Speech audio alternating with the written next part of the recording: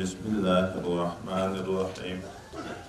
اقتربت الساعة وانشق القمر وإن يروا آية يعرضوا ويقولوا سحر مستمر وكذبوا واتبعوا أهواءهم وكل أمر مستقر.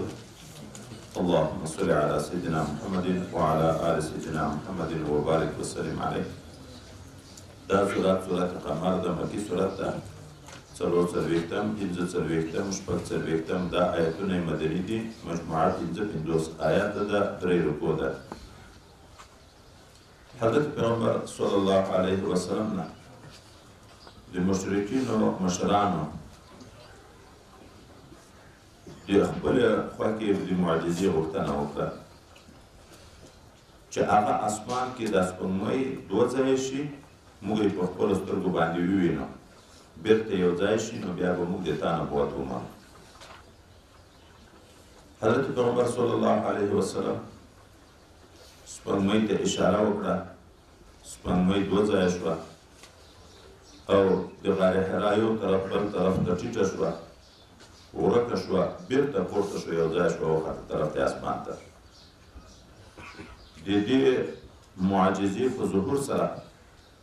چې د چا ایمان خدای نه و نصیب کړی، هغو د دې په ځای چې دی قناعت وکړي، بیرته د جادو خبره وکړه چې دا یو جادو ده، خو ډېر قوي جادو ده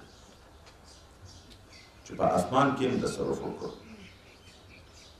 او یا دا جادو مستمر ده. دا معنی د پخوا نه دا جادوګرۍ شروع دي، دا د انبیاو ټولو معجزو ته د جادوګرۍ نسبت چې دا د پخوا نه دا جادوګرۍ شروع دي، او یا دغه جادو تلونکی ختمېدونکی ده، بقا نه لري، خو ایمان یې رانه وړ. د قیامت د قرب د علاماتو نه یو دغه و چې قیامت نه مخکې به شق و قمر کېږي. پخوانیو کتابو کې دا ذکر و، نو الله صورت نازل کړ اقتربت الساعة، رانږدې شو قیامت، وانشق القمر، څیرې دوه ټوټې شوه سپوږمۍ، وان یروا آیة، که وویني دغه کفار د قریشو کوم دلیل د قدرت، یعرضو، نو په څنګ کېږي، مخ تر اړی ایمان نه راوړي، ویقولو وایي سحر مستمر، دا یو جادو ده ډېر قوي چې د پخوا د وخت نه را روان ده. وکذبو، او دروغجن کوي دوی حق لره، نسبت د دروغ ورته کوي، واتبعوا اهواءهم، او متابعت کوي دوی د خپلو خواهشاتو، وکل امر مستقر، هر کار قرار نیونکی ده. یعنی نیک عمل انسان به په جنتو په نعمتو کې قرار نیسي، او بد عمل انسان به په جهنم کې قرار نیسي. هر کار نیک ته که بد ده، دا یو ځای د تقرر لري چې یا به عاقبت جنت وي یا عاقبت جهنم. ولقد جاءهم من الانباء، په تحقیق سره راغلي دي دوی ته خبرې د اهلاک د پخوانیو خلکو، ما فیه، هغه اندازه چې په هغه کې مزدجر سرزنش دغو کفارو ته موجود ده. دومره واقعات ذکر شوي دي چې هغه د دې د منع کېدن دپاره، د ذلت و سرزنش دپاره بس ده، خو دوی په هغو باندې اکتفا نه کوي. حکمت بالغة، حکمت ده دغه قرآن کامل نهایت ته رسېدلی. فما تغني النذور، خو هېڅ ګټه نه رسوي دوی ته ویرونکي انبیا یا قرآن یا مواعظ. فتول عنهم، نو مخ وګرځوه ته له دوی نه کار مه کړه. یوم یدعو الداعی الی شیء نکر، او یاد که هغه ورځ چې راوبولي دوی لره بلونکی یو شي ناشنا ته، چې هغه حساب او جزا د اعمالو د دوی ده. د دې قیامت دورې ژوندون دا دوی ته ډېر ناشنا ده، خو هغه ورځ را روانه ده چې دوی به هغه ناشنا شي، ته خپل حساب و کتاب ته ور وغواړي. یو بلونکی چې اسرافیل علیه السلام ده،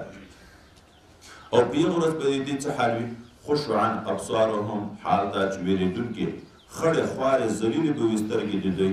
یخرجون من الاجداث، راوبوځي دوی د قبرونو نه، کانهم جراد منتشر، ګواکې دوی لکه ملخان مچان خواره واره کړی شوي. دا ملخان د یوې لوټې لاندې کور وي چې دا لوټه تر لرې شي، دې جهت سیر نه معلوم، څوک په دغه خوا ټوپونه شروع کړي، څوک په دغه خوا ټوپونه شروع کړي، یا لکه وایي دغه مچان جهت سیر نه معلوم چې ټول په یو طرف روان دي، څوک په دغه خوا ځي، څوک په دغه خوا نه. قیامت داسې ورځ ده د وارخطایي چې هر څوک په یو طرف باندې منډې وهي مهطعین الی الداعی تلې ورکوونکي به وي په لوري د هغه بلونکي چې هغه کوم ذات یې وربولي د هغه په طرف باندې به په تلېوار ورځي یقول الکافرون ویایي به هلته کافران هذا یوم عاصر دغه ورځ ډېره سخته ورځ ده کذبت قبلهم قوم نوح دروغجن کړي وو دوی پخوا له دوی نه قوم د نوح علیه السلام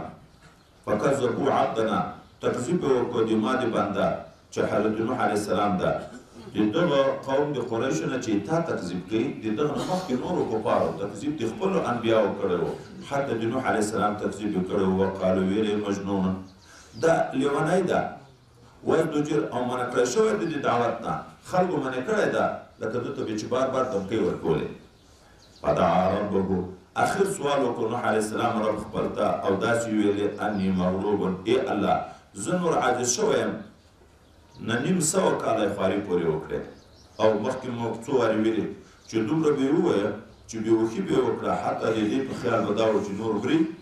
او بیا به یې په یو ټوکري کې د خپل کور مخ ته یې ور واچوه په سهار به بیا ورغی ده به بیا دعوت وکړي نور زه مغلوب یم فانتصر ای الله ته دې ما کومک وکړې ما انتقام ته واخلې وفتحنا ابواب السماء بماء منهمر نو موږ راخلاصې کړې هغه دروازې د اسمان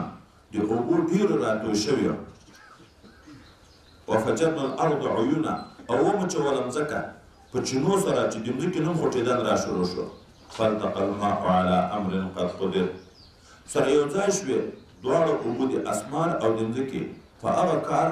چې د هغه تقدیر شوی و ازلاً چې په دغه وخت کې به دوی مردارېږي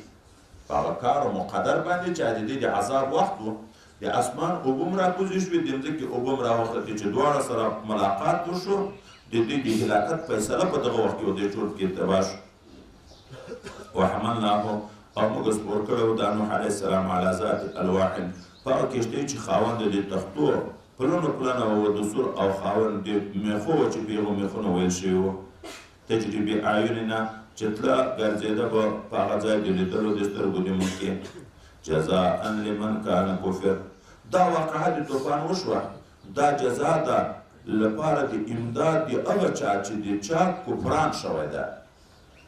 کفر څوک ده نوح علیه السلام ده د چا چې کفران شوی ده هغه ویل چې الله دې ما انتقام ته واخلي انی مغلوب فانتصر نو ما چې دا قوم تباه کړ دغه مې جزا ورکړه د هغه چا د بدلې لپاره د هغه چا د انتقام لپاره چې د چا کفران شو چې حضرت نوح علیه نبینا علیه السلام ولقد ترکناها آیة په تحقیق سره پرېښوده موږ دغه کښتۍ